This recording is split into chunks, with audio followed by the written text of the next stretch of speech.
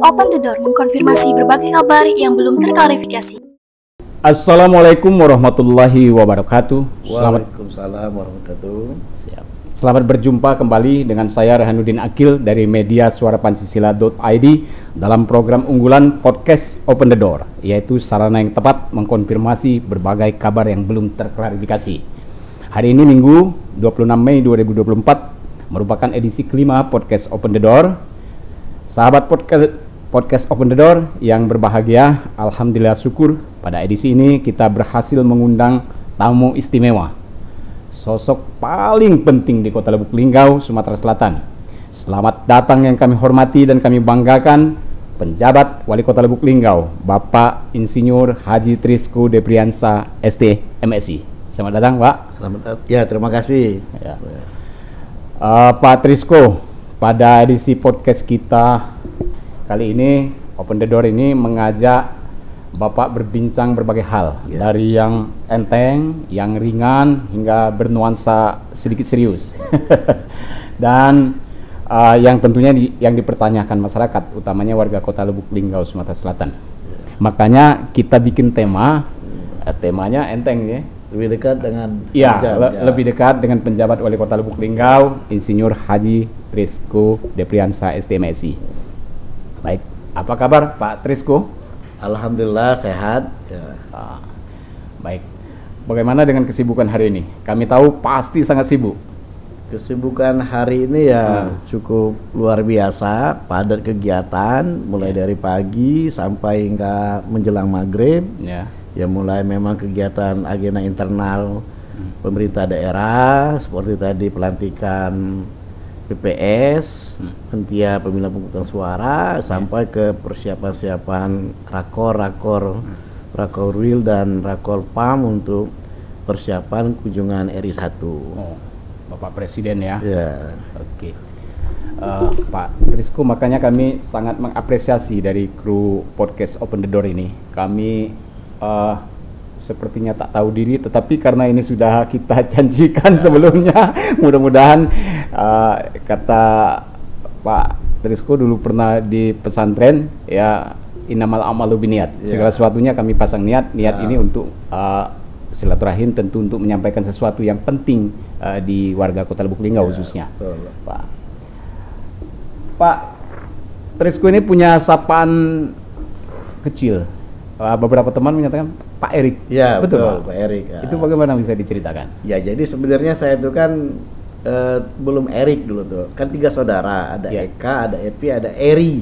Eri ya. Tapi karena pelatih tenis lapangan saya dulu namanya Heri Simbat, jadi dia sering panggil Eri Senangmo itu, jadi agak bingung Eri yang mana, Eri pelatih apa Eri yang apa yang dilatih. Akhirnya kawan-kawan nambah K, jadi panggillah sampai sekarang Eri gitu. Karena dari masa kecil memang waktu itu sama masih SD kelas 3 atau kelas 4 lah berlatih tenis saat itu di pengadilan negeri. Nah, jadi akhirnya untuk membedakan itu ditambah K, jadi Eri julukan panggilannya itu. Di keluarga dan di teman-teman dekat gitu. Dipanggil gitu. Panggilan Eri gitu. Tapi lebih nyaman mana dipanggil Pak Trisco atau Pak Erik tuh? Sebenarnya kalau untuk beda waktu aja. Kalau orang manggil antara Erik, manggil Trisco mudah dikenali. Kalau Erik kalau udah keluarga atau memang teman dari kecil. Kalau Trisco mungkin teman sudah di dunia pekerjaan ataupun ketika masih di mahasiswa dulu. Gitu. Oke. Lanjut Pak. Ini masih ringan nih. Pak Trisco sendiri lahir dan besar di Lubuk Linggau? Betul, saya lahir di Lubuk Linggau, 21 Desember 1975. Oh, siap. Sebab ada juga netizen yang kepo, Pak Trisco itu orang mana gitu kan. Kalau dari misalnya intonasi ngobrol, dialeknya tidak juga kentara, misalnya dialek Colnya, Musia gitu kan. Betul, Pak. Ya, jadi pastinya orang Lubuk Linggau. Betul. Ya. Terus orang bilang ini Pak ya, di balik suami yang sukses itu dengan capaian yang sukses pasti ada peran seorang istri yang juga luar biasa. Bagaimana dengan istri Pak Trisco, ibu seorang karir gitu, apa PNS juga Kalau ibu sebenarnya wanita karir, jadi Ya. dulunya memang dia bankir di perbankan. Oh gitu. Ya, Dan sampai hari Pak. ini masih? Enggak, karena Hmm. status pegawainya masih, Ya. tapi udah cuti di luar tanggungan bank. Oh gitu. Jadi ya selama 1 tahun ngambil cuti, kalau PNS itu cuti di luar tanggungan negara. Ini Ya. cuti di luar tanggungan bank. Jadi Ya. untuk mendampingi sebagai PJ Wali Kota dan memang sebagai PJ Ketua Tim Muda PKK, Ya. konsekuensi kan ikut di apa bukan Ya. dilantik ya, Ya. diserahkan secara formil SK jabatan PJ Ketua Tim Muda PKK Iya betul. oleh Ibu Gubernur. Iya. Ya otomatis ya harus menjalankan tugas ini Betul. supaya jangan sampai tidak fokus, tidak efektif, kemudian tidak concern, ya konsekuensinya Iya. cuti. Iya. Ambil cuti.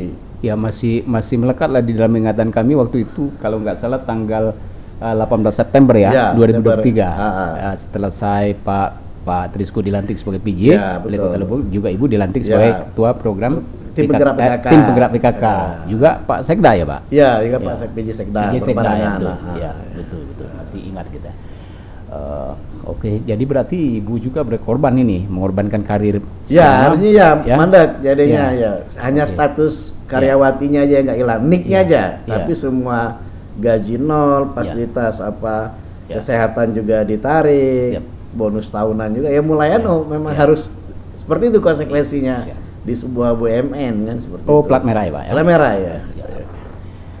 Terus semenjak menjadi wali kota nih, PJ wali kota, bagaimana dengan hobinya Pak? Punya hobi kan? Ya kalau hobi jalan terus di seling-seling waktu kan, Hmm. karena saya ini sebenarnya semua bisa. Oke. Olahraga. Olahraga ya? Ya pacak, cuman nggak kati yang paling mahirnya maksudnya. Oh. Diajak trail bisa, Oke. diajak main tenis bisa, diajak golf bisa. Iya. Kalau olahraga nih kan, Siap. nah diajak tenis meja bisa, tapi tidak ada yang semua yang terlalu mahir Iya. gitu loh. Jadi Tidak dijadikan artinya profesional. Tidak profesional Iya. gitu loh. Jadi ya tetap yang namanya itu kan untuk refresh kalau dari ya. beban pekerjaan untuk supaya segar lagi Ya. ya kita selingin dengan olahraga. Lumayan untuk membangun semacam komunikasi ya, Ya, dengan berbagai komunitas Ya, olahraga itu. betul. Dan sehat tentunya hasilnya Pak ya. Hmm. Lalu dengan makanan Pak, makanan lokal. Kalau bagaimana? saya ini makanan lokal, penggemar makan ya. Ya. Saya beda ya. Kalau orang kan misalnya tambah banyak beban tugas, mungkin lupa makan. Ya. Sehingga diet Ya. Kalau aku ini tambah banyak gawian, banyak tugas ya, kita Ya. masuk gitu ya. Iya. Tambah senang ngemil, Iya, iya. makan, jadi Iya. larinya ke situ. Iya. Makanya berat badan tambah ini. Oke. Tapi makanan lokal kita yang paling khas? Ya, paling khas aku paling seneng tuh pempek, model, ya. tewan, makanan gitu, Iya, laksan. iya. Jadi Iya. kalau dipilih antara misalnya pilih roti atau pilih makanan yang Palembang yang ikan yang kita linggau ini, aku milih makanan yang seperti itu, Oke. yang sejenis pempek-pempekan Iya. seperti lah. Aduh. Ya sahabat Open the Door ya, Ah. yang menyimak obrolan kita, terkesan kita ini mengejar sesuatu. Memang betul sebetulnya Pak PJ Wali Kota, Pak Trisku sedang betul-betul sibuk karena dalam rangka menyambut Pak Presiden Ya. Joko Widodo akan berkunjung kerja ke Ya. Kota Lubuk Linggau. Jadi membutuhkan persiapan yang luar biasa. Mm-mm. Kita lanjut Pak obrolannya. Biasanya orang tokoh, sosok penting ya, itu memiliki falsafah hidup Pak. Pak Trisku mungkin bisa berbagi apa moto atau falsafah. Ya, motonya dalam hidup saya ya harus bekerja keras, kemudian ikhlas dan niatkan dengan niatan yang baik gitu loh. Ya, karena kalau kita sudah ikhlas, sudah punya niat yang baik, kemudian bekerja semaksimal mungkin, Ya. dalam artinya adalah maksimal ya. Ya. Ya, nanti kalaupun memang ada hal yang kurang, kita tidak kecewa lagi gitu loh. Oh, usahanya maksimal Ya, ya. itu. Mantap. Ya mudah-mudahan jadi inspirasi itu. Nah kemudian biasanya ada juga kita ini selain falsafah moto gitu, ada juga tokoh ya, mungkin tokoh lokal, nasional atau bahkan internasional yang Bapak kagumi, yang Bapak kenang sebagai jalan katakanlah untuk teladan. Bisa disebutkan, bisa punya Pak? Ya kalau tokoh nasional ya pasti saya Pengagum. pengagum Buya Hamka. Oh, Ya, Ya kalau untuk agamais ya. Ya. Tapi kalau untuk pembangunan visioner, saya mengagumi Profesor B.J. Habibie. Oh. Ya, karena dia teknokrat tapi religius, kayak gitu. Dasarnya seperti itu. Ya.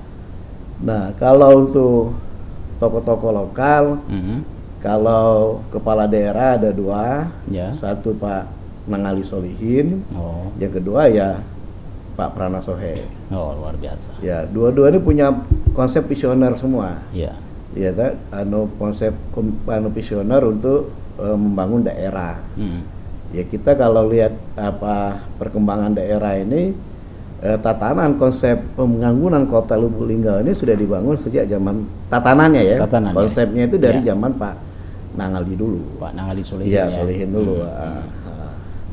Ya, sehingga barometer kita sudah membuka diri gimana untuk Linggau ini dulu Kotip bisa berkembang maju, ada terminal, dulu kan ada mulai membangun masjid, mulai yang lain-lain, mulai mengesankan berdirinya sebuah kota yang memang secara infrastrukturnya mulai disentuh pembangunannya. Iya. Terus Pak Trisku, dengan pencapaian pada hari ini, dulu mulai kapan itu menyadari punya cita-cita? Dulu cita-citanya apa? Kalau cita-cita saya dulu kan basic saya teknik industri, industrial engineering. Ya, saya pengen punya pabrik, punya karyawan, punya punya usaha dunia karena sesuai dengan basic disiplin ilmu kan. Dan saya juga sekolah di Malang dekat dengan Surabaya. Di Surabaya dulu kampus kan apa tuh Pak? Di ITN Malang. Dulu kan di Surabaya itu kan ada namanya daerah Rungkut, daerah industri yang kami sering praktek namanya di situ. Cuman karena tahun 2001 orang tua saya meninggal dunia, Papa almarhum Haji Soleh Amin, dulunya pernah menjadi kepala kantor catatan sipil Musirawas, seorang PNS juga, dan ibu juga PNS. Ya, akhirnya karena beliau meninggal saya pulang karena saya anak satu-satunya laki yang harus nemenin ibu. Gitu kan. Nah, memang cita-cita PNS sih sebenarnya dari orang tua saya, dari karena dua-duanya PNS. Ibaratnya kalau air tuh jatuhnya ke cucurannya yang sama gitu. Ya, mulai kita udah fokus ke arah ke pegawai negeri gitu. Jadi tidak ada rasa penyesalan dengan cita-cita yang semula aja. Nggak ada. Ya, saya jalani dengan sebaik-baiknya gitu loh, dimanapun saya dulu ditempatkan gitu loh. Belum dapat PNS pun waktu saya dari tim 5 panitia pengisian keanggotaan DPR di tahun 2021 awal pembentukan kota, cikal bakal KPU, terus pernah di KPU juga, kemudian dapat PNS. Saya semua bekerja berusaha untuk bisa berperan, bisa punya kontribusi, bisa membantu unit kerja saya di mana saya berada itu loh. Itu intinya seperti itu. Tidak, kalau baca jangan manjang barisan. Ikut berkontribusi, itulah intinya seperti itu. Jadi tidak mau menjadi pelengkap penderitaan. Tidak hanya jadi pelengkap. Tadi mulai dari staf dari staf. Tadi Pak Trisku di awal bilang mau secara optimal maksimal memberikan kontribusi. Nah, kita lanjut Pak. Lalu riwayat pendidikan formal nih kita tanya ya. Konon pernah menjadi santri di pondok pesantren juga. Penting juga mungkin ada sahabat podcast Open the Door yang menyimak obrolan kita nih Pak ya. Mungkin dari obrolan ini, ini teman satu alma mater saya nih. Gimana? Bolehlah dicerita dari SD mana? Terus. Jadi gini ya, saya tuh sekolah di Linggau ini hanya sampai sekolah dasar. Oh gitu Pak. Tapi tamat itu? SD komplek. Tamat gitu loh. SD 16. 19. 19. Ya, sudah itu saya mulai merantau, merantau ke Padang Panjang. Gitu ya. Kemudian SMA Negeri 10 di Palembang. Kemudian kuliahnya di ITN di Malang. Bekerja sempat sebentar di Kedaung Kaliangke Jakarta, balik jadi di Kedaung Palembang, kemudian sempat balik ke Linggau lagi jadi PK tadi panitia pengisian keanggotaan DPR jam 5. Banyak kerjaan yang dilakukan. Tapi kalau untuk pendidikan, S2-nya di Unib, kemudian saya ngambil profesi insinyurnya di Lampung. Di Unila. Luar biasa. Kemudian kalau sekarang ini saya merintis sifatnya yang profesi-profesi dulu, belum ke pendidikan formal lagi atau S3. Jadi kalau dilihat nih dari gelar akademiknya luar biasa, ada insinyur, kemudian sarjana teknik, kemudian magister sains dan saya juga pernah dapat informasi langsung dari Pak Trisku, insya Allah akan melanjutkan lagi jenjang pendidikan formal berikutnya, doktoral ya. Ya, insya Allah. Punya motivasi tersendiri Pak mengenai pendidikan ini? Ya sebenarnya kalau motivasinya bahwa pendidikan itu untuk pertama mengembangkan wawasan daya pikir kita, konseptual kita. Yang kedua, membangun juga networking, membangun juga jaringan. Gitu. Ya seperti itu sederhananya. Kemudian kalau kita sekolah, ngampus dan sebagainya, pasti kita punya ada yang namanya tawaran kegiatan organisasi, baik itu internal mungkin kayak OSIS kalau bilang atau di kemahasiswaan. Organisasi apa yang pernah diikuti internal dan eksternal, Pak?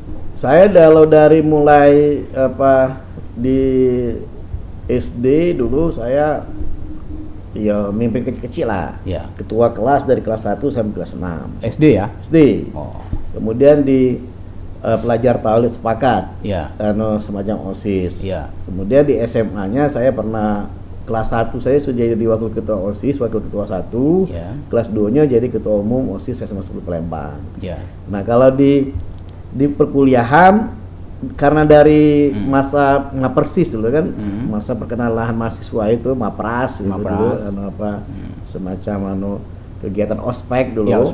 Kan dilihat. Nah, jadi senior di ekstra kampus waktu saya baru Mapras ke Mapras ospek ditarik diajak untuk ikut LK1.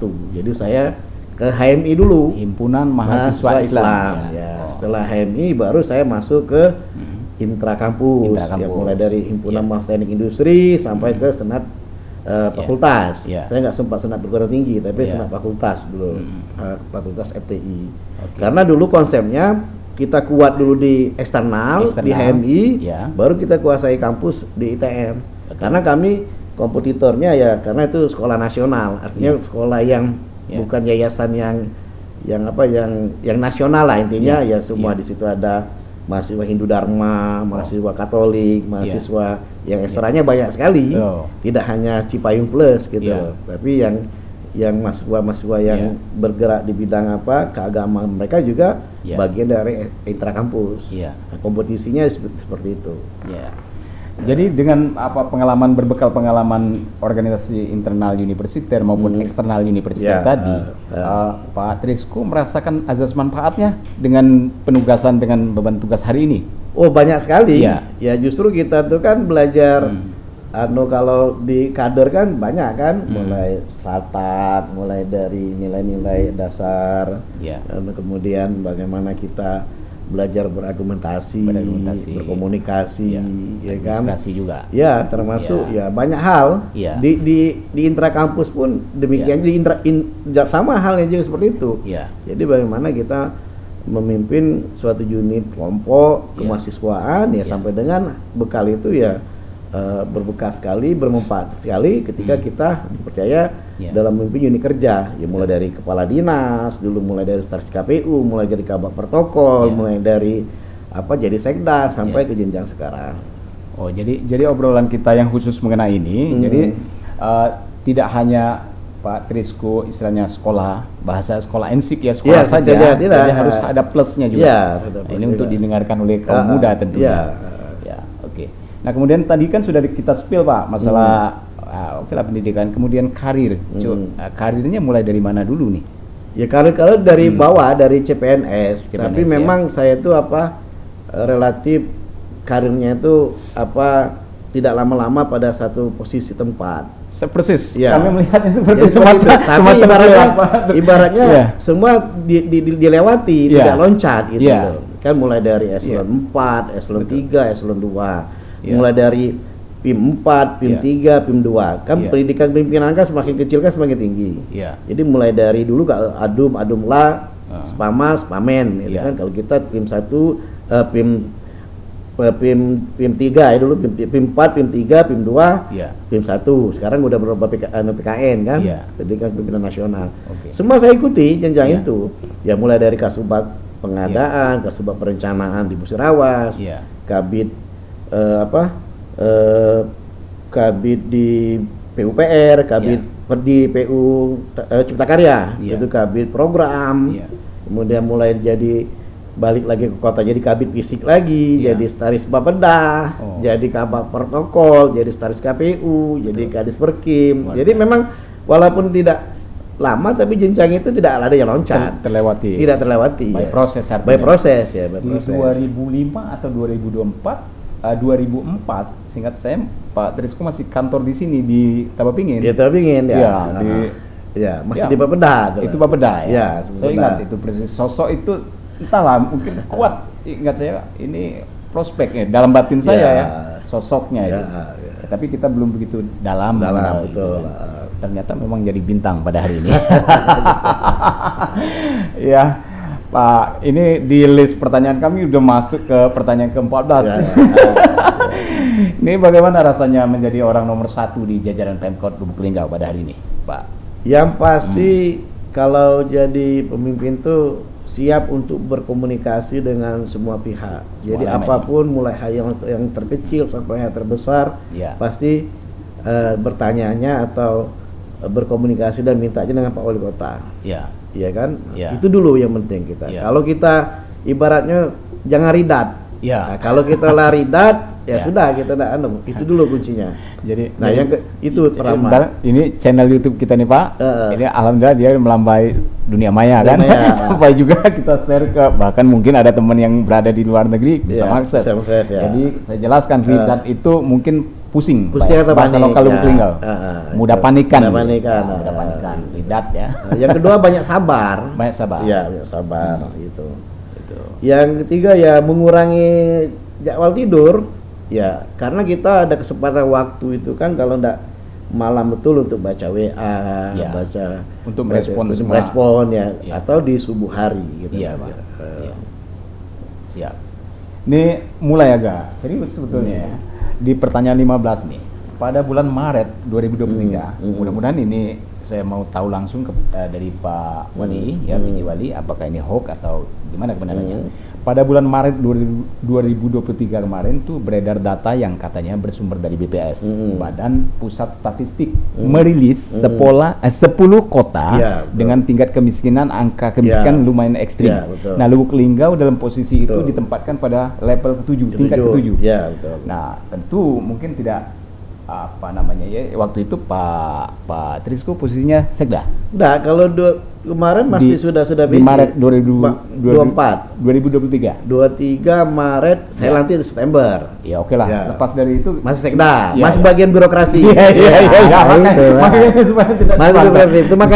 masih di birokrasi. Ya, betul.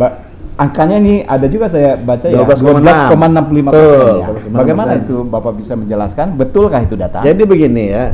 Pertama garis kemiskinan dulu di Kota Lubuk Linggau ini beda dengan daerah lain gitu loh. Kita garis kemiskinan kita di angka 500.000. Artinya ketika pendapatan tidak 500.000 per bulan itu dianggap miskin. Gitu. Kalau di Pagar Alam bukan bukan kita banding-banding ya, ojo dibanding-bandingi. Itu cuman 350 ribuan. Gitu. Jadi dia udah 400 sudah aman. Jadi 500 udah lapang. Iya, udah lapang. Gitu. Jadi bedanya gitu. Artinya konsumsi daya beli kita tinggi. Kemudian di Linggau ini kan perkotaan. Di API 3 hub ini yang memang orang mencari pekerjaannya di sini, berusaha di sini. Ya, kadang-kadang kan ini terrecord datanya di ketika padahal dia itu misalnya memang dia tidak punya secara fit income dia, salary dia terdata mungkin seperti kita tapi hasil kita mungkin lebih 500.000. Tapi secara pendataan mungkin pas sensus ya kan kita mau membuktikan bahwa ada take home pay dengan struk gaji atau itu kan. Umpamanya dibuktikan tidak bisa juga, padahal gajinya mungkin 2 juta, 3 juta, 4 juta, bahkan 5 juta. Itu ya. Tapi secara formalnya nggak bisa kita buktikan kan. Nah, tapi makanya kita Kemudian di sini di mana ada gula ada semut. Artinya ketika orang mau cari kerja mau apa pasti di perkotaan. Tapi tidak apple to apple kalau kita membandingkan dengan 17 kabupaten kota. Kalau kota-kota saja yang ini pasti di ibu kota provinsi. Contoh Bengkulu masuk, Subuh Salam masuk, ya kan? Saya nggak data itu. Tapi kalau kita mau bandingkan dengan 17 kota, mohon maaf 12,6% itu di posisi tengah, masih banyak. Di bawah kita ini ada 8 sampai 9 kabupaten kota yang di bawah 12,6%. Penentuan angka 500 itu dari mana itu? Data BPS. Data ketentuan apa garis kemiskinan memang PP3. Kalau mau kita lihat yang ekstrim, miskin kita ini hanya 0,38%. 1.129 kepala keluarga. Jadi saya tadi 12,65% itu dari keseluruhan penduduk. Penduduk. Penduduk. Tapi kalau kita untuk ekstrim di lagi kemiskinan ekstrim itu di bawah desil 1 itu hanya 2,38% dari total jumlah KK dan penduduk kota Linggau ini. Jadi memang ketika saya jelaskan aja dengan data-data statistik. Saya singkirkan kemiskinan 17 kabupaten kota. Kita buka aja di browsing di BPS. Pasti muncul. Dan Linggau tidak masih ada yang 18, ada yang 22%. Tapi ya kan? dengan sajian angka yang berarti kan terkonfirmasi benar dari BPS. Lalu sudah ada upaya perbaikan yang dilakukan oleh Pemkot. Betul. Upaya itu dua macam mengurangi beban pengeluaran atau memberikan pelatihan-pelatihan untuk dia bisa berusaha. Mengurangi beban pengeluaran, kita bantuan-bantuan sosial kan sering dilakukan. Iya kan? Kita sering bantu sembako juga ada. Kemudian mengurangi beban pengeluaran ini melalui pelatihan supaya dia dapat pekerjaan. Nah, alhamdulillah kita kan kemarin dirintis oleh Pak Prana Sohem bangun satuan vokasi untuk dari KLK kemarin naik jadi pendidikan vokasi yang KLK ini jadi BLK yang kemarin diresmikan oleh Wamen. Nah itu kan ada pelatihan barista, salon, inilah peluang untuk mereka bisa siap kerja. Jadi dua strategi Dua strategi mengurangi beban mereka dengan pendidikan Jadi diintervensi melalui APBN, melalui BLK. Nah kita sendiri tenaga kerja ada juga program pelatihan ini. Jadi beban pengeluarannya dikurangi, dibantu, kemudian skillnya juga ditambah. Jadi kalau yang muda-muda yang produktif umpamanya jangan kasih bantuan lah manco tapi kalau misalnya dia produktif kita kasih pelatihan itu dalam rangka upaya dan usaha gitu loh. Baik, berarti kan bukan hoax dan memang enggak hoax tapi kan kita bisa harus jelaskan juga gitu loh. Tapi waktu itu belum sampai kepada berbagai instrumen dan ini. Dulu pun udah kita sikapi gitu. Memang kita sempat di angka 13 gitu loh. Ke data BPS ini kan karena survei juga. Ya kan? Sempat dulu belum tapi saya dalam sistem pemerintahan saya itu masih walaupun bukan tidak top di posisi top. Tapi itu tadi sempat kami karena saya di Bapeda, saya tahu. Dengan Pak Dedi Hasan sempat kami bantah data itu. Ya kan? Karena waktu COVID dianggap kita Linggau ini banyak tidak begawe. Hotel tutup, rumah makan tutup. Akhirnya surveinya 13,sekian%. Akhirnya turun 12,8. Yang di 2022. 23 turun lagi 12,6. Perlahan turun. Perlahan turun. Awal puncaknya karena COVID kemarin tuh kita langsung dijustifikasi sampai setelah 12,656 tadi ada perubahan lagi? Belum 24 belum rilis datanya. Belum rilis. Kita bergerak lagi nanti di akhir tahun datanya rilis lagi Oke, baik, memuaskan. Karena maklum di zaman berbagai kemudahan informasi ini, goreng gemoreng. Betul. Oke. Kemudian di edisi sebelumnya Pak, kita podcast Open the Door ini pernah mengangkat persoalan yang sedang krusial lagi masanya nih. Tema PPDB, penerimaan peserta didik dari dan jeritan sekolah swasta. Ternyata dari obrolan narasumber kita, 4 kemarin narasumber termasuk Pak Ketua DPR, ada juga kepala sekolah negeri, MKKS dan dari pihak swasta dan Kadisdikbud. Ternyata terungkap juga tidak hanya sekolah negeri saja yang terancam tidak memiliki murid, ada juga sekolah negeri juga. Nah, tapi kita tahu lah SLTA itu kan kewenangan provinsi. Nah, tapi masyarakat tidak mau tahu, sebagian masyarakat tuh mau juga tahu apa kebijakan dan sikap yang dilakukan Pak Triskus. Jadi begini ya, kita bicarakan persepsi kewenangan dulu ya. Dalam hal penerimaan siswa baru ini PPDB. Jadi kalau menengah, kemudian dasar kan kewenangannya bukan dasar kewenangan kabupaten kota, menengah kewenangan provinsi itu betul. Nah, makanya kalau untuk pendidikan menengah, pendidikan pertama SD SMP maksudnya, masuk dasar juga 9 tahun kan? Ya, saya selalu bilang sama kepala dinas pendidikan, ya dengan kurikulum yang ada ini bagaimana menciptakan sekolah itu standarnya mutunya sama.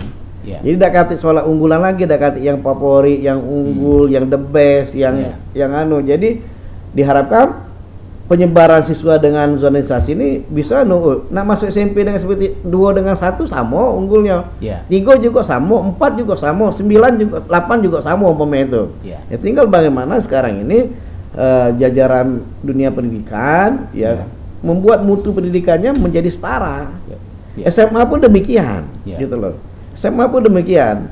Ya kita harapkan tidak ada lagi misalnya ke depan ini harapan saya itu melalui dinas pendidikan supaya bagaimana mendorong sekolah ini memiliki mutu yang sama sehingga pilihan-pilihannya itu tidak harus pada satu titik atau 2 titik atau sehingga tidak ada SMP yang SMA yang meludak siswanya, yang pun yang lain nggak ada dapat siswa. Itu iya sebenarnya kompetisi antara mereka dulu. Berkompetisi lah antar sekolah ini. Tapi yang perlu kita konfirmasi sesuai dengan tagline kita, mengkonfirmasi berbagai kabar yang belum terkonfirmasi. Pastinya Pak Wali Kota, Pak PJ punya atensi tentang pendidikan. Betul, tidak ada pembiaran. Enggak pembiaran. Saya kalau dengan harus sering komunikasi. Ya gimana supaya kita ini bisa SMP itu walaupun jauh mana, kalau mutunya bagus, pasti bukan mutunya masih standar sama lah ibaratnya kan antara duo dengan yang lain-lain umpamanya yang favorit lagi sekarang ini kan. Nah, bisa sama minimal beda-beda tipis lah, beda-beda tipis, tapi ini sehingga orang daya tariknya pengen atau ada strategi. Saya pernah kemarin melihat Pak SMP Pak Darmansa ini, dia plusnya hatam Al-Qur'an. Dibikin. Kalau mau anaknya bisa hatam Al-Qur'an atau bisa masuklah SMP ini. Ya kan buat keunggulan sendiri, buat branding sendiri. Kalau anaknya mau misalnya nanti PBB-nya bagus, barisnya bagus, masuklah SMP ini. Jadi sudah tinggal jalurnya aja, zonanya aja yang harus. Kalau zona ada baca kebijakan pusat. Ya tidak kita zonisasi. Tapi sejauh ini komunitas terutama sekolah swasta yang MMKS tadi, itu belum audien ya Pak? Belum ada, tapi sudah ada Pak salah satu pemilik swasta. Tapi saya bilang ini kalau teknis nanti ke dinas pendidikan dulu. Nah, kalau nanti bicara kebijakan nanti mungkin melalui kepala dinas akan laporan supaya kebijakan yang tepat terhadap masalah PDP ini. Gitu. Dan tiap tahun permasalahan bukan zaman PJ, tidak zaman PJ. Kan, tetapi kan dengan bobot yang tadi yang kita pertanyakan perlahan dari background pendidikan, background apa organisasi internal, universitas dan eksternal tadi, betapa berkapabilitas dan semangatnya Pak. Ini kita berharap persoalan itu tidak diwariskan. Betul. Ada di masa Pak ini ada legacy. Zaman Pak Trisno stop nih persoalannya. Karena kemarin kami sempat ini juga ternyata dikeluhkan oleh kepala sekolah. Kata Pak Agustus Nizar, kepala SMA 7, tidak ada ketegasan. Dia protes di provinsi yang punya kewenangan untuk membatasi kuota di sekolah tertentu. Itu teknis memang. Teknis Sehingga jangan sampai terjadi disparitas yang tinggi, yang ini tidak ada murid, yang ini berlebihan. Betul. Nambah rombel dari pembatasan kota, kemudian tidak boleh nambah rombel. Itu bagus itu sebenarnya solusi yang tepat. Itu harus ditegaskan di jalan. Belum lagi ada aksi-aksi titipan dari berbagai stakeholder. Betul. Nah, itu rupanya persoalan di pendidikan. Karena ini berhadapan dengan orang nomor 1 di Lubuk Linggau, maka kami pertanyakan banyak hal. Oke Pak, lanjut ya. Kemarin ada lagi nih yang cukup ramai di perbincangan warga kota, pasti direspon ya ketika Pak Trisku masih menerima penghargaan ini masalah revitalisasi Taman Kurma.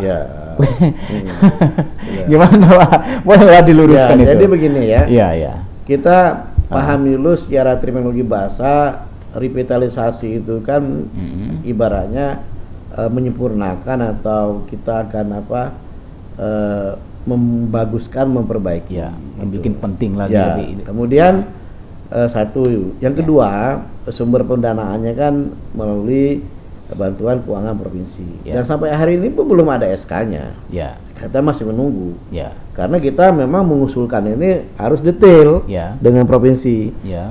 Pertama, kepala daerah paparan dengan gubernur. Ya. Kemudian kedua, verifikasi faktual data di OPD teknis di provinsi, mulai di KPU-an, PU Perkim, PUPR, kemudian sampai ke urusan kelistrikannya di Dinas Perhubungan kalau di situ karena nggak di Perkim, masalah penerangan jalannya. Nah jadi ya pertama pasti kita tidak akan merubah bahwa itu tetap menjadi taman kurma. Namanya taman kurma. Taman kurma. Dan di judul pun revitalisasi taman kurma. Taman kurma. Tapi memang kita juga tidak bisa juga melepaskan tatanan konsep-konsep bagaimana itu lebih ikonik untuk sebuah kota. Gitu. Karena kan berdasarkan pengalaman kita ke beberapa daerah juga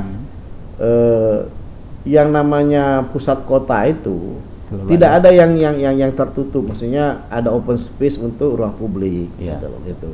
Ya cobalah kamu ke taman di pusat kota misalnya di Bandung, di Malang, lain-lain, di Bogor, pasti ada di pusat kota ini yang memang alun-alun, Pak. Ya, bukan alun-alun, maksudnya open space, entah itu RTH, entah itu termasuk taman kurma itu kan RTH juga, ruang terbuka juga, ruang terbuka. Jadi itu penataan. Nah, kemudian memang kalau di kelengkapan untuk masjid, ya kita ini kan belum ada payung elektrik tadi. Sebenarnya saya tuh dulu waktu awal-awal tuh sudah sempat studi banding ke Solo, ke Masjid MBZ, Muhammad bin Zaid yang di Solo. Tapi ternyata Solo itu sampai sekarang pemeliharaannya pun masih dari Abu Dhabi, dari pangerannya di Abu Dhabi. Artinya belum lepas istilahnya dan memang biayanya mahal, tinggi gitu loh. Karena kita mau cari tadi payung elektrik tadi. Nah ternyata ya punya peluang melalui BKBK ini. Ya bukan tidak mungkin nanti kalau misalnya hasil konsultasi kita dengan ternyata bisa ada payung elektrik yang terjangkau nilainya, barangkali kita juga bisa pasang juga payung elektronik. Kan revitalisasi. Iya kan, revitalisasi. Nah, tapi berkembang di media, sekaligus saya konfirmasi sampai tidak main-main ex wali kota kita kan, dan termasuk mentornya Pak Trisco. Iya betul. Pak Nanan bicara takutnya berubah kan, dulu kan perubahan image. Kenapa harus dirubah seperti taman kurma untuk mengurangi ya tahulah kongko-kongko yang karena dekat dengan klaster masjid. Nah itu bagaimana bisa diluruskan? Jadi gini, kalau masalah kongko-kongko itu tinggal kita mengedukasi, menempatkan petugas. Ya kan tertutup jadi pagar itu malah tambah terlindungi untuk hal-hal kalau bicara soal yang itu kan dengan tertutup itu kan. Tapi kalau dia dibuat terang benderang kemudian agak terbuka gitu kan, dan masjid kita memang buat pembatasan zona masjid dan zona taman kurma, ya mungkin aku rasa bisa mengurangi juga, konsepnya sama, mengurangi jangan tempat dijadikan tempat maksiat di situ kan, itu konsepnya kan. Kemudian tidak ada yang salah kami PJ ini untuk membangun ya, karena kami dari awal dilantik 3 aspek kami, aspek pemerintahan, kemasyarakatan dan aspek pembangunan. Jadi makanya karena saya lihat ini ada aspek pembangunan ini, ya saya kejar berupaya untuk cari bantuan keuangan provinsi. Ini karena saya paham betul, saya pernah di Bapeda, saya tahu postur APBD kita seperti apa, kemampuan keuangan kita seperti apa. Jadi aspek pembangunan tidak berarti aspek pemerintahan, pembangunan dan masyarakat. Kami di Mendagri, kan didatangi semua menteri-menteri kelembagaan, ya itu tadi. Ya 3 aspek ini fungsi ini dijalankan. Jadi yang tidak boleh melantik. Bukan, melantik pun bisa dengan izin. Pak. Dengan izin. Merubah bukan kebijakan, istilahnya hal-hal yang telah dilakukan, umpamanya hibah. Ya kalau izin menteri, ya bisa dilakukan. Boleh, tapi izin menteri kan itu kan itu. Jadi tidak ada yang istilahnya hal yang kami langgar. dari aspek istilahnya ketentuan, karena memang peran PJ juga harus bisa ada aspek pembangunan, kemasyarakatan, pemerintahan. Clear itu. Clear. Ya, kamu buka aja nanti pidatonya Wali Kota Palembang. Pasti dia singgung masalah pembangunan, pemerintahan dan aspek kemasyarakatan tadi. Betul. Ya kan itu. Ya selaku masyarakat kan kita juga kami selaku masyarakat biasa mesti ketika masa jabatan misalnya PJ sampai 1 tahun, aspek pembangunan tidak ada kan bahan juga kerugian di sisi kita masyarakat. Betul artinya lambat ya. Mengalami perlambatan, tentu harus nunggu yang definitif. Iya. Artinya dengan APBD pun kalau gitu PJ tidak boleh bangun juga. Iya. Padahal APBD kan udah diketok sebelum PJ dilantik. Iya. Artinya sudah harus jalan pembangunan jalan lingkungan, ya kan? Kemudian ada pembangunan drainase, kan gitu kan? Ada beberapa pembangunan gedung-gedung yang perlu dibangun. Kan itu kan pembangunan juga, ya kan? Artinya sama, beda sumber keuangannya aja. Memang membangun itu ada sumber dari APBN, ada APBD 1 provinsi dan murni APBD kota. Jadi kembali ke induk pertanyaan kita tadi, memastikan Taman Kurma itu revitalisasi insya Allah akan berlanjut. Revitalisasi itu itulah semakin cepat SK gubernurnya, semakin cepat pelaksanaannya. Karena pendananya tergantung dengan SK gubernur, gitu kan. Padahal waktu kami di Jatinangor pun sempat saya komunikasikan, tapi tadi kok ada gaduh kalau gubernur. Enggak Pak, gubernur saya bilang enggak gaduh itu enggak ada gitu. Kami kondusif. Iya, kondusif. Kami kondusif. Gitu. Nah, kemudian kita lanjut Pak. Kami juga kru Open the Door ini mengucapkan selamat lah atas penganugerahan Kartika Pamong Praja Muda dan rencana alumni kehormatan pendidikan tinggi ke Pamong Prajaan dari IPDN Jatinangor ya Pak ya. Itu dari berita juga kita tahu bahwa Pak Trisco dianggap orang yang sangat tinggi penghargaannya terhadap alumni maupun lembaga pendidikan itu. Sebetulnya apa yang bisa dijelaskan Pak? Nah ini sebenarnya ini kan tatanan ini kan sudah dibuat dari yang lama, memposisikan. Yang lama maksudnya di zaman Pak Nanan dan Pak Sulaiman memposisikan saya kan belum melakukan rotasi ini, belum melakukan mutasi ini kan. Memposisikan jabatan-jabatan yang IPDN tadi. Kita harus fair dong. Tapi kan kemudian memperdayakan mereka lebih optimal. Jangan duduk baik di jabatan kan. Mulai saya jadi PJ, makanya saya berdayakan. Udah berdaya dulunya, udah bagus. Nah, tapi saya sudah mulai lagi. Saya explore lagi mereka. Lebih optimal lagi. Contohnya ada banding aja lah dulu LH di zamannya dulu dan bukan banding kelemagaannya saya bilang, bukan orangnya. Nanti dikira Pak PJ banding kinerja di LH.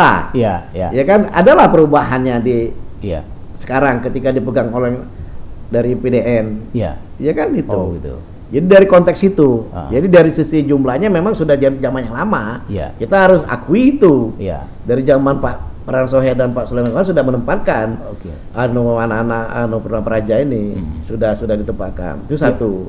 Kemudian yang kedua, kan tidak saya sendiri menerima itu, kan ada bupati-bupati yang lainnya. Artinya mungkin dilihat juga pengendalian inflasinya. Dulu kita 3 bulan terakhir masih top 10 nasional, Januari, Februari, Maret. Kan ada tolak ukur semua. Ya kan? Kinerja pun menjadi ada tolak ukurnya juga. Ya, makanya maaf kita potong.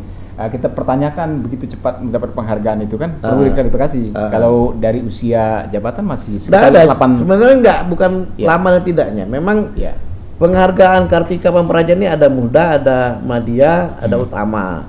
Kemudian ada diberikan kepada PNS yang memang punya penelitian hasil karya yang mutakhir dunia diakui. Kemudian ada juga para kepala daerah untuk beberapa penghargaan. Kemudian ada juga para eselon 1 yang di jajaran kementerian lembaga. Jadi nggak ada yang saya rasa ya itulah mungkin tadi kan kalau bahasa ya dianggap bernasib, ya itulah sebuah nasib, itulah kan. Ketika dapat penghargaan. Tapi sudah disebut tadi bahwa itu hasil kerja periode yang sebelumnya juga. Ya, ada juga kaitannya juga. Ya, ada kaitan. Iya, kaitannya juga ada melanjutkan dari sisi jumlah ya. Kemudian dari sisi pemberdayaan juga kita juga berdayakan. Tapi tidak hanya PDS saja, sarjana yang umum juga kita berdayakan juga. Oke. Jadi mensinergikan ini semua gitu. Siap. Oke Pak, kita lanjut Pak ya, biar lancar ini. Apa namanya itu? Kita tahu ya akan ada kunjungan kerja Presiden Republik Indonesia. Ini bagaimana bisa bermula Pak? Apa inisiatif dari Pak PJ? Nah, kalau bermula ini, kalau saya dapat info dari Pak Gubernur awalnya, kemudian bahwa Presiden akan berkunjung ke Sumatera Selatan dan melihat daerah-daerah yang belum dia kunjungi. Oke. Sebenarnya waktu saya sekda dulu, saya tuh sudah dihubungi juga oleh Kementerian PUPR, Balai Peraturan Pemukiman Wilayah. Oke.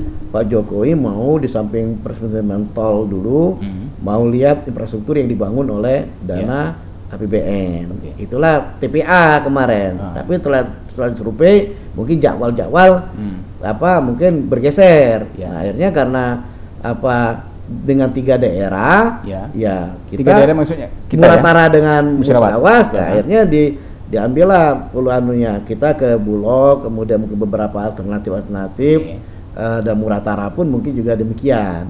Dan termasuk juga melihat kondisi-kondisi infrastruktur dan banyaklah kalau banyak hal. Tapi saya pastinya kan tergantung Setmipres, protokol istana, di mana tempat fix-nya yang akan dikunjungi. Tapi ini ya, di luar ada spekulasi yang menyatakan bahwa ini agenda Sumsel Bar. Tidak benar, Pak? Tidak ada. Oke. Jauh dari politik lah ini. Siap. Jadi itu kan di luar ini ya, waktu kita audiensi belum ada ceritanya itu. Belum ada cerita. Oke, Pak. Ya. Kami juga mengakomodir nih, mohon maaf untuk dijawab, diklarifikasi ya. Pertanyaan publik, ada elemen masyarakat meyakini pengusulan jabatan PJ dulu Pak ya, itu dilakukan oleh Pak Wali sebelumnya dan Ketua DPRD Kota sekarang, nanti diluruskan. Sehingga tak terhindarkan ada pula yang persepsi publik nih, bahwa yang diusulkan menjadi PJ Wali itu sosok yang dekat ya, dengan Pak Wali yang sebelumnya dengan Pak ini. Ini korelasinya, maksudnya itu arahnya apakah nanti pilkada mempersiapkan pilkada 2024? Wah, ini pertanyaannya agak tendensius ini. Ya, jadi yang pasti makanya mekanismenya dulu ya. Mekanismenya kan daerah itu bisa mengusulkan 3 nama. Provinsi 3 nama, menteri 3 nama. Jadi ada 9 nama. Ya kalau persoalan saya dekat dengan Pak Wali Kota, memang dekat, saya bawahannya. Harus diakui. Iya, harus diakui. Saya pun berkarir mulai kan kalau tataran di eselon 3 saya udah dari Musyawas. Tapi kan di eselon 2-nya ya mulai di sini sampai ke Sekda. Jadi tidak bisa ditutupin bahwa memang ya siapapun daerah yang istilahnya diusulkan dari daerah biasanya dia pernah paling enggak wali kotanya tahu, ya kan, pernah anak buahnya, pernah satu tim, pernah satu jadi tapi mekanisme formalnya kita jalankan ya. Iya. Tapi kalau untuk menyiapkan khusus untuk suksesi pilkada 2024 tidak benar. Ya kalau masalah kan kita ini kan bagaimana utamanya dulu ya. Soal pilkada ini. Pilkada Lubuk Linggau ini berjalan dengan damai, dengan sejuk, dengan aman. Karena saya penyelenggara di 2005 tahun yang lalu, itu kan boleh dilihat, boleh buat rekam jejak lah, meriah, ya debat kandidatnya sampai 2 kali 3 kali dan aman, damai. Nah ini dulu tugas saya itu bagaimana mendorong pilkada ini memastikan berjalan dengan aman, dengan damai. Baik, Pak, itu. Saya lihat body language ini, bahasa tubuhnya udah lihat jam. Pertanyaan terakhir dulu. Sebagai sosok pemimpin, Bapak tergolong visioner nih, pasti itu ya. Apa proyeksi untuk 5 tahun yang akan datang, Pak? Posisinya? Ya 5 tahun akan datang, yang pasti saya ini kan jenjang ini karir ya. Sekarang ini pencapaian saya udah 4C gitu loh. Ya harapan saya bisa naik kepangkatan dan naik eselonering gitu loh. Harapan saya tetap meniti karir gitu. Meniti karir dan berkarya secara optimal. Optimal gitu. Oke, di penghujung pertanyaan, ya mudah-mudahan itu bisa diambil saripatinya oleh para sahabat Open the Door. Jadi silakan lakukan closing statement, Pak. Ya, closing statement gini, Linggau ini kan kota terbesar kedua setelah Sumsel dengan IPM-nya Palembang dengan IPM 78,36%. Artinya pendidikan yang baik, kemudian lebih lah dibandingkan kota lain. Ini data. Oleh karena itulah mari kita jaga kota Lubuk Linggau ini. Kalau Linggau ini kondusif, aman, nanti perekonomian juga akan meningkat juga. Ya semakin banyak istilahnya orang akan datang ke Linggau ini, interaksi perekonomian juga akan tumbuh. Itu aja intinya. Oke. Terima kita kasih. jaga Linggau ini dengan nuansa yang kondusif. Itu ditegaskan lagi bahwa kita bangga sebagai warga Kota Lubuk Linggau bahwa dari 17 kota kabupaten yang ada di Sumatera Selatan, Lubuk Linggau itu nomor 2 setelah Palembang. Setelah Palembang. Segala pernik kehidupannya Pak ya, ekonominya dan sebagainya. Oke, sahabat podcast Open the Door dimanapun Anda berada, terima kasih telah mengikuti obrolan kita. Panjang lebar perbincangan ini tentu kami berharap dapat menginspirasi dan menambah pemahaman kita. Terima kasih kepada Bapak Insinyur Haji Trisko Depriansa STMSI telah hadir dan berkontribusi dalam podcast kita Pak ya. Terima kasih pula kepada seluruh kru Suara Pancasila.id, khususnya kru podcast Open the Door. Podcast Open the Door mengkonfirmasi berbagai kabar yang belum terklarifikasi. Billahi taufiq wal hidayah. Wassalamualaikum warahmatullahi wabarakatuh.